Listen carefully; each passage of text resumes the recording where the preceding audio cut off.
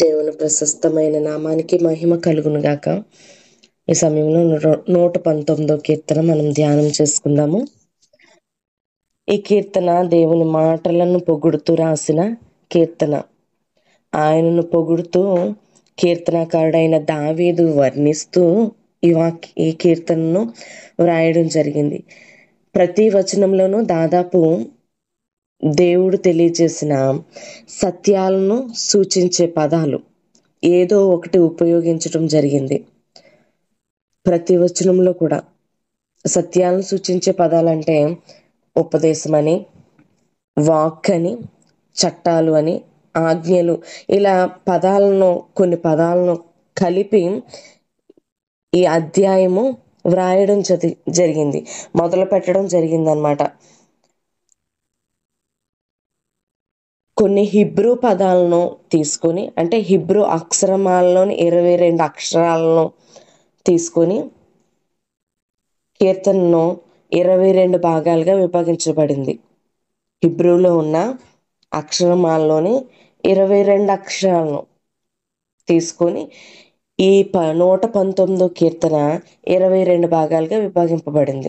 మనం చూడండి, first aleph అని రాయబడి ఉంది. అక్కడి నుంచి కీర్తన 8 వచనాలు రాయడం జరిగింది.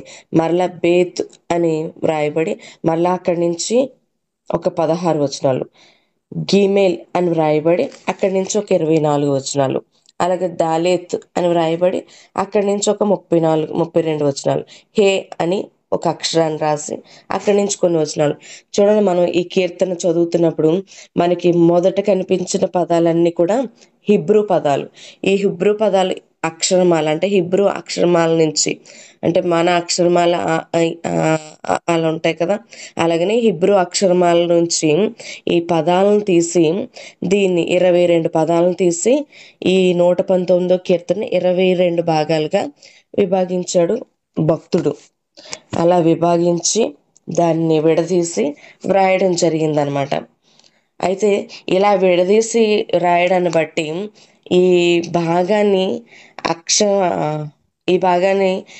అక్షరాలతో ప్రారంభించారు. ఈ విధంగా ఎలాగైతే అక్షరాలతో ప్రారంభించారో ఈ కీర్తనను 22 ముత్యాల హారంగా పోల్చారు భక్తులు. 22 ముత్యాలు అంటే ఈ వచనాలన్నీ కూడా ముత్యాలతో పోల్చి అదొక ముత్యాల హారంగా ఒక పోలికను చెప్పి వర్ణించి భక్తులు రాశారనమాట దాన్ని. సరే, మనం నేరుగా ఇప్పటి వరకు పరిచయాన్ని మనం చేసుకున్నాము. ఈ 119 కీర్తనను పరిచయం చేసుకున్నాం. ఇప్పుడు నేరుగా వాక్య ధ్యానంలోనికి వెళ్దాము.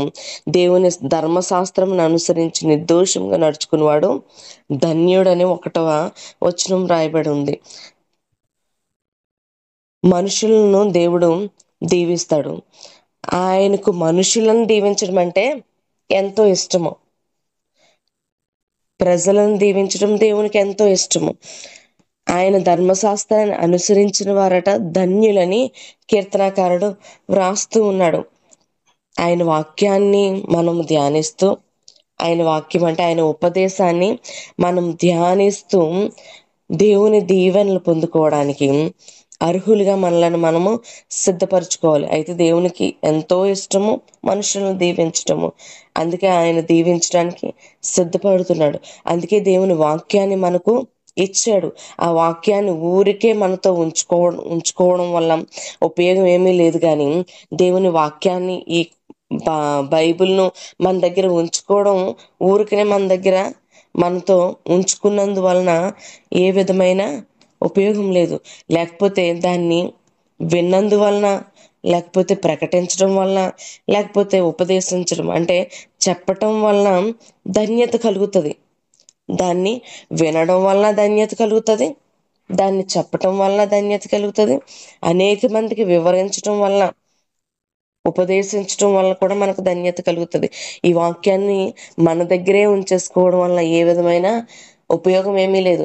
అయితే దాన్ని విని ఇతరులకు బోధిస్తూ మందిరానికి వస్తుంటాం. ప్రతి ఆదివారము ఇంటికి వెళ్ళి మరలా ఆ వాక్యాన్ని ఇతరులకు మనము పంచము. ఈ దినాన్ని దేవుడు నాతో మాట్లాడాడు. ఈ దినాన్ని ఈ దైవజనుల ద్వారా దేవుడు ఈ వాక్యాన్ని నాతో మాట్లాడాడు. లేకపోతే మందిరంలో ఈ వాక్యము చెప్పడం జరిగిందని ఇంటి దగ్గర వాళ్ళతో ఏమి సంభాషించేవాళ్ళు చాలా తక్కువ. తొందరగా మందిరానికి రావడం, ఏదో టైం అయిపోయిందని పరిగెట్టుకుంటా మందిరానికి రావడం, మరలా టైం అయిపోయిందిరా బాబు అని పరిగెట్టుకుంటూ ఇంటికి పోవడమే తప్ప మరలా వాక్యాన్ని ఇంటి దగ్గర ధ్యానం చేద్దామని కానీ మాట్లాడుకుందామని కానీ ఎవరు కూడా ఆలోచన చేయట్లేదు. అలా అని మన చేతిలో ఉన్న బైబిల్ను ప్రతిరోజు చదువుతూ, ఈ పరిశుద్ధ గ్రంథాన్ని ప్రతిరోజు చదువుతూ, దాన్ని ధ్యానిస్తూ, దాన్ని హృదయంలో నెమరు వేసుకునే వారిగా కూడా ఉండట్లేదు. వాక్యాన్ని ప్రతిదినము నెమరు వేసుకోవడం వల్ల, ప్రతిదినము ధ్యానించడం వల్ల దేవునికి మనుషులు దగ్గరవుతూ దేవునికి సన్నిహితంగా మార్చబడతారు. చాలా మంది భక్తులు దేవునికి సన్నిహితంగా మార్చబడడానికి ఇదే కారణమై ఉంది, దేవుని వాక్యం ధ్యానించడమే. అందుకే దేవుడు కీర్తన మొదట్లో చెప్తాడు కదా, దివారాత్రము ఆయన వాక్యమును ధ్యానించమని ఉంది 1వ కీర్తనలో. దివారాత్రం అంటే ప్రతిదినము కూడా దేవుని వాక్యాన్ని మనము ధ్యానం చేయాలి. దేవుని వాక్యాన్ని ధ్యానం చేస్తే ఆ వాక్యము ద్వారా దేవుడు మనతో మాట్లాడతాడు. ఆ వాక్యం ద్వారా నీ హృదయాన్ని దేవుడు తాకుతాడు. ఆయన నీతో మాట్లాడతాడు. మందిరంలో చెప్పిన వాక్యమైనా సరే నీ హృదయంలో ఉంచుకొని, బైబిల్ వాక్యం చదవడం రానివారు ఎవరి దగ్గరికన్నా వెళ్ళి ప్రతిరోజు కొన్ని వచనాలు చదివించుకోవడం చాలా ముఖ్యము క్రైస్తవీయ జీవితానికి. క్రైస్తవులమై ఉన్నవారు ప్రతి ఒక్కరు కూడా ప్రతి దినము తప్పక దేవుని వాక్యాన్ని చదవాలి, దేవుని వాక్యాన్ని ధ్యానం చేయాలి. ఏదో చదివిన మట్టుకు చదివేస్తే సరిపోదు. ఏదో చదువుతున్నాం కదా, వింటున్నాం కదా అన్నట్టు మట్టుకు వింటే ఏమీ ఉపయోగం లేదు. కానీ దాన్ని ధ్యానించి దాని హృదయంలో నెమరు వేసుకుంటే మాత్రమే దానివల్ల ఉపయోగము ఉంటుంది. దేవుని వాక్యం మందిరంలో విన్నదైనా, లేక కాన్ఫరెన్స్లో విన్నదైనా, లేక చదివినదైనా సరే నువ్వు ధ్యానిస్తేనే దానివల్ల ఉపయోగం. కానీ ఊరకనే ఉంటే దానివల్ల ఏ విధమైన ఉపయోగం లేదు. నువ్వు ధ్యానిస్తేనే ధన్యుడు అని చెప్తున్నాడు. ఉపదేశించడం, ఇతరులకు చెప్పటం వల్ల లేకపోతే ప్రకటించడం వల్ల కూడా నువ్వు ధన్యుడు అని చెప్తున్నాడు.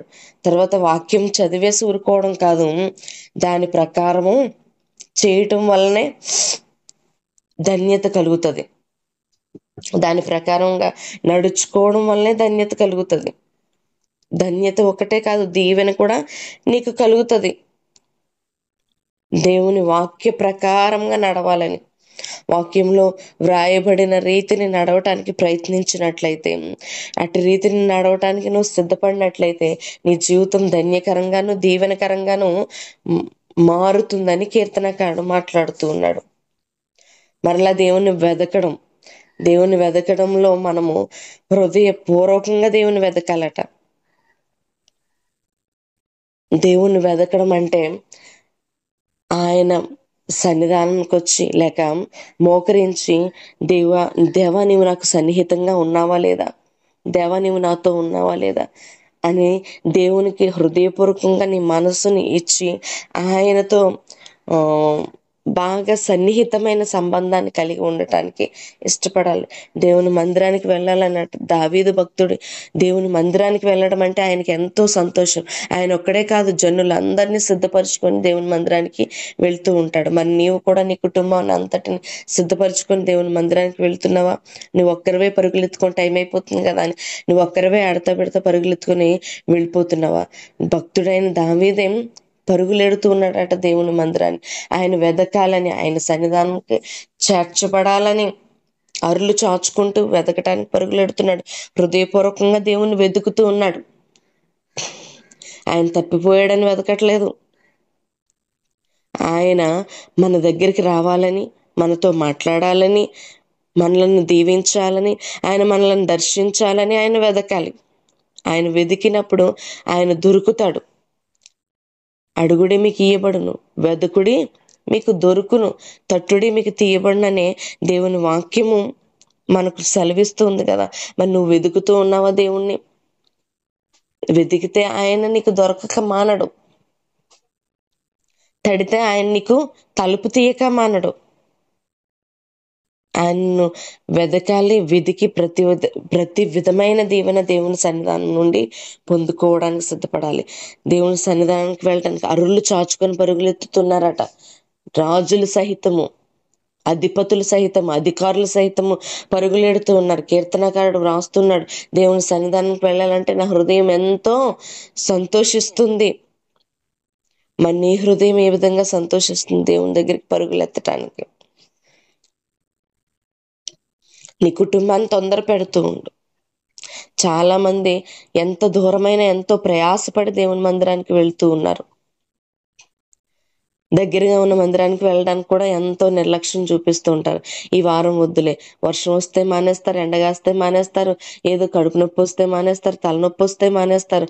ఎంతో నిర్లక్ష్యం చేస్తూ ఉంటారు దేవుని సన్నిధి అంటే. ఎంత కష్టమైన బలహీనత కలిగినా కూడా దేవుని సన్నిధానంలోనే ఉండాలి. రోగం వచ్చినా దేవుని సన్నిధానంలోనే ఉండాలి. బాధ కలిగిన దేవుని సన్నిధానాన్ని నువ్వు విడిచిపెట్టకూడదు. దేవుని సన్నిధానంలోకి వెళ్ళిన ఎంతో మంది రోగులను దేవుడు స్వస్థపరిచాడు. దేవుని దగ్గరకు వచ్చిన వారిని ఆయన స్వస్థపరిచాడు, కానీ ఆయన వెళ్ళి వారిని స్వస్థపరచలేదు. ఆయన వెళ్తున్న మార్గ మధ్యలో పిలిచి కేకలు వేసి స్వస్థతను పొందుకున్నవారు, ఆయన వస్త్రపు చెంగును ముట్టి స్వస్థత పొందుకున్నవారు ఉన్నారు. కానీ అయితే ప్రాముఖ్యంగా నన్ను స్వస్థపరచని దేవుని మందిరానికి వెళ్ళిన వారు చాలా మంది కూడా దేవుని స్వస్థతను పొందుకున్నారు. నీ రోగంతో నువ్వు ఇంటి దగ్గర ఉంటే నీ రోగము తొలగిపోదు.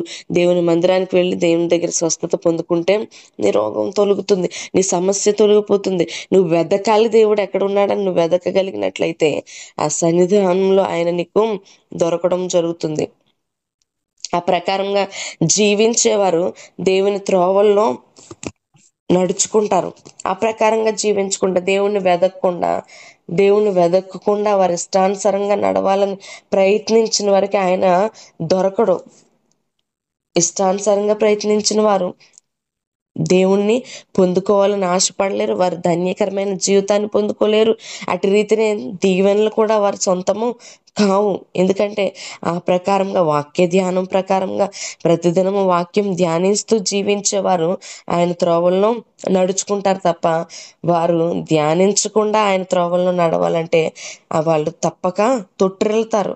పొరపాటు తప్పక జరుగుతుంది. వారి జీవితంలో పొరపాట్లు జరుగుతాయి. వాక్యం ధ్యానించిన వారు పొరపాట్లలో వెళ్ళడానికి వీల్లేదు. ఎందుకంటే వాక్యం వారిని సరిచేస్తుంది, వాక్యం వారికి బుద్ధి చెప్తుంది, వాక్యం వారికి సరి అయిన మార్గాన్ని చూపిస్తుంది. పొరపాట్లు జరగకుండా వారిని నడిపించడానికి ఎంతో దోహదపడుతుంది. నీ త్రోవల్లో నువ్వు నడవడానికి అది ఎంతగానో నిన్ను సిద్ధపరుస్తూ ఉంది. నిజమైన ధన్యత ఏమిటో గుర్తించాలి అంటే ఆయన వాక్యానుసారంగా నడవడమే నిజమైన ధన్యత. ఆయన వాక్యము మనలను ముందుకు నడిపిస్తూ ఉంది. ధన్యకరమైన ప్రజలుగా మనలను నడిపిస్తూ ఉంది. దీవెనలు పొందుకునే వారిగా ఆయన వాక్యం మనలను నడిపిస్తుంది. దేవుణ్ణి త్రోసివేసేవారిగా కాక ఆయనతో కలిసి నడుచుకునే వారిగా దేవుని వాక్యం మనలను నడిపిస్తూ ఉంది. ఆ త్రోవలో మనలను సిద్ధపరుస్తూ ఉంది. దేవుని ఆదేశాలను తప్పక పాటించేవారు వాటిని ఆ ఆదేశాలను కేవలము మన కోసమే దేవుడు పొందుపరిచి ఉన్నాడు, మన జీవితాలు మార్చుకోవడం కోసం.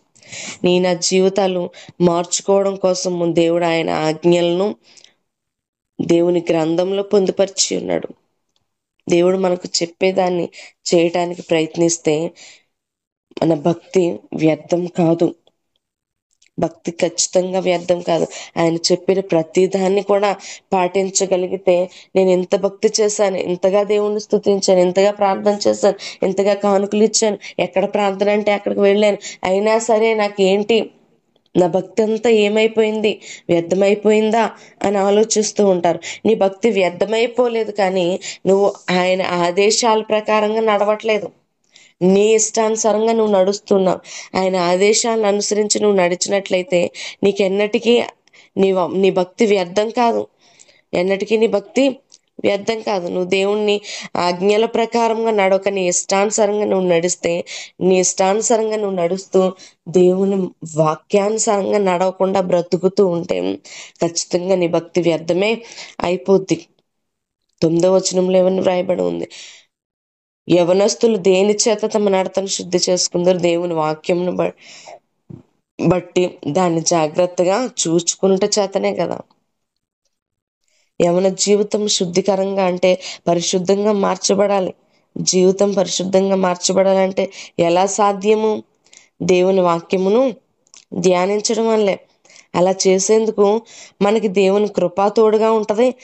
ఆయన బలము కూడా మనకు తోడుగా ఉంటది. నువ్వు ఆయన వాక్యానుసారంగా నడుచుకున్నట్లయితే నీ హృదయము శుద్ధి చేయబడుతుంది. నీకు నీవే శుద్ధి చేసుకోలేవు. నీకు నువ్వుగా శుద్ధి చేయబడాలంటే శుద్ధి చేయబడలేవు, కానీ దేవుని వాక్యము ద్వారా మాత్రమే నిన్ను నువ్వు శుద్ధి చేసుకోనగలవు. అలా శుద్ధి చేసుకొనుటకు ఆయన కృపను బలాన్ని వెదుగుతూ ఉండడం వల్ల, ఆయన ఆలోచనలను ఆశలను దేవుని వాక్యాన్ని కేంద్రంగా చేసుకోవడం వల్ల, అంటే ఆయన ఆశలను ఆయన ఆలోచనలు నువ్వు నిజముగా పాటిస్తూ ఉండడం వల్ల. చాలా వాక్యాలు వ్రాయబడి ఉన్నాయి. చాలా వచనాల్లో నీవు ఇట్లా బ్రతకాలి, తల్లిదండ్రులకు ఎలా విధేయతగా ఉండాలి, నీ బ్రతుకుని నువ్వు ఎలా మార్చుకోవాలి. ఇక్కడ ఈ వచనాన్ని మనం ధ్యానం చేసుకున్నట్లయితే యవనస్తులు వారి బ్రతుకులను మార్చుకోవాలంటే, వారు పాపంలో పడిపోకుండా ఉండాలంటే, వారు చెడిపోకుండా ఉండాలంటే, పాపపు బానిసత్వంలో వారు మునిగిపోకుండా ఉండాలంటే, లోకపు వ్యసనాల్లో వారు తిరగకుండా ఉండాలంటే, అలాంటి వాటికి బానిసలైపోకుండా ఉండాలంటే ఆయన వాక్యమును ధ్యానిస్తూ ఉంటే అది ప్రతిరోజు ఏం చేస్తుంది? వారిని శుద్ధి చేస్తూ ఉంటది. దేవుని ఆశ ఆలోచనలు ఒకటే, భక్తుల ఆశ ఆలోచనలు ఒకటే. ఎవరు కూడా ఈ లోకంలో పాపంలో పడిపోయి వారి జీవితాలను నాశనం చేసుకోకూడదు, వారి బ్రతుకులు నాశనం చేసుకోకూడదు, వారి బ్రతుకులను వారు పాడు చేసుకోకూడదనే దేవుని వాక్యం సెలవిస్తూ ఉంది. అలా పాడు చేసుకోకుండా ఉండాలి అంటే నువ్వు దివారాత్రం కూడా దేవుని వాక్యాన్ని ధ్యానం చేయాలి. ఆయన ఆలోచనల ప్రకారంగా నువ్వు నడుచుకోవాలి. దేవుని సహాయం మూలంగా ఆయన వాక్యాన్ని అర్థం చేసుకోవడం నేర్చుకోవాలి. అర్థం కావట్లేదండి చదువుతూ ఉంటే అంటారు కొంతమంది. అర్థం కాదు, కానీ దేవుని సహాయాన్ని నువ్వు అడిగినప్పుడు అది నీకు అర్థమయ్యేలా దేవుడే సహాయం చేస్తాడు. ఆయన ఆత్మ నీకు తోడుగా ఉండి ఆయన వాక్యం ధ్యానిస్తున్నప్పుడు నీ హృదయానికి అది అర్థమయ్యేలా దేవుడు సహాయము చేస్తాడు. ఆయన అడగాలి, మాట్లాడాలి. దేవునితో మాట్లాడుతూ, దేవా నాకు ఈ వాక్యం అర్థం అవట్లేదు, ఏంటి ప్రభువా, నీ ఆత్మచేత నాకు అది అర్థమయ్యేలా చేయని దేవుని సన్నిధానంలో అడిగినట్లయితే ఆయన నీకు తప్పనిసరిగా అర్థమయ్యే రీతిని ఆయన నీకు జ్ఞానాన్ని ఇచ్చి ముందుకు నడిపిస్తాడు. నువ్వు మాట్లాడటంలో దేవుని వాక్యమును ఉన్న ఆనందాన్ని అనుభవించాలి. ఒక్కొక్కసారి దైవజనులు చెప్తూ ఉంటారు కదా, వాక్యం చదువుతూ ఉన్నప్పుడు నాకు నవ్వు వస్తుంది. నాకు కూడా చాలా ఆశ్చర్యం కలుగుతూ ఉంటుంది దేవుని వాక్యం చదువుతున్నప్పుడు. అబ్బురపడే కార్యాలు ఇది ఎలా సాధ్యము అనే రీతిని, చాలా ఆశ్చర్యపడే రీతిని దేవుని వాక్యం ఉంటూ ఉంటుంది. ఆ వాక్యమును చదువుతూ, ధ్యానిస్తూ, మాట్లాడుతూ, దానిలో ఆనందిస్తూ, ఉల్లసిస్తూ ఉంటే నీ హృదయం ఏమవుతుంది? శుద్ధి చేయబడుతుంది. నీ హృదయము శుద్ధి చేయబడుతుంది. దాన్ని ధ్యానించకుండా ఏదో అలవాటు పూర్వకంగా ఏదో చదివేశాను కదా అని మొక్కుబడిగా నువ్వు చదివేస్తే ఏ ఉపయోగము లేదు. మొక్కుబడిగా నేను ఈరోజు చదవాలి కదా అని గబగబా తీసేసి గబగబా చదివేసి పక్కన పెట్టేస్తే అసలు ఏ విధమైన ఉపయోగం లేదు. కానీ దాన్ని ఏం చేయాలట? మాట్లాడాలట. ఆ వాక్యం గురించి మాట్లాడాలి, ధ్యానించాలి, వాక్యాన్ని బట్టి ఆనందించాలి, ఉల్లసించాలి. నీ హృదయాన్ని శుద్ధి కూడా చేసుకోవాలి. ఆ రీతినే దేవుని వాక్యము నిన్ను సంతోషంలోనికి నడిపిస్తుంది, అర్థమవుతుంది. దానివల్ల నువ్వు ప్రతిఫలాన్ని పొందుకుంటావు. అదే రీతిని కీర్తనకారుడైన దావీదు ఎన్నో కష్టాల్లో, బాధల్లో ఉన్నాడు. ఆయన ఎన్నో కష్టాలు కలిగి ఇబ్బందుల పాలు అవుతూ ఉన్నాడని నీ సేవకుడైన దావీదు మాట్లాడుతున్నాడు. నేను బ్రతికి ఉండేలా దయచూపు, నీ వాక్కు ప్రకారంగా జీవిస్తాను, నీ సేవకుడినైనా నాకు సహాయం చేయి. కష్టాల్లో, బాధల్లో, ఆపదల్లో ఆయన చిక్కుకున్నప్పుడు దేవుణ్ణి మొర్ర పెడుతూ ఉన్నాడు. ఆ పరిస్థితులు నన్ను ఏం చేస్తాయి? నీవు కదా నన్ను తప్పించేవాడు అని కీర్తనకారుడు ధైర్యం తెచ్చుకుంటున్నాడు. భక్తుడైన దావీదు ధైర్యం తెచ్చుకొని ఆ పరిస్థితుల్లో నేను ఏం చేయాలి అని ఆలోచన చేసినప్పుడు అతని మనసుకు తెలిసింది ఏంటో తెలుసా?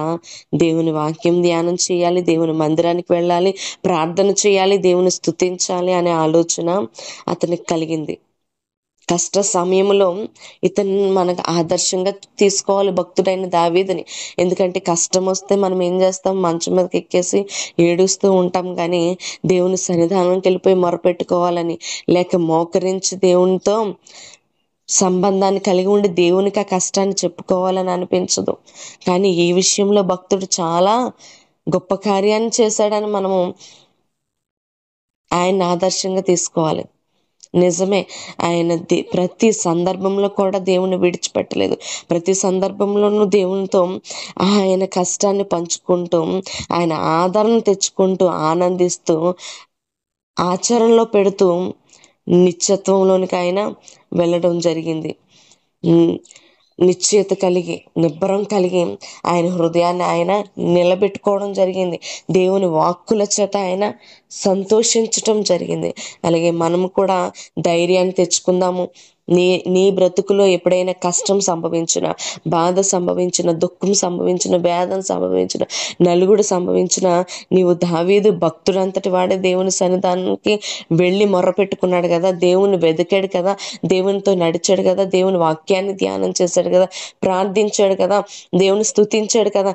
నేను కూడా అలాంటి సమయంలో దేవుని స్తుతిస్తాను. నువ్వు కష్ట సమయంలో కూడా దేవుని స్తుతించే వ్యక్తిగా, స్త్రీగా నువ్వు మార్చబడితే దేవుడు నీతోనే ఉంటాడు. ఒక ఆనందాన్ని ఆయన నీకు ఇస్తాడు, ఆయన నీకు ఒక సంతోషాన్ని ఇస్తాడు. అలాంటి నిశ్చయతలోనికి నువ్వు నడిచినట్లయితే గొప్ప అనుభూతిని నువ్వు పొందుకొనగలుగుతావు.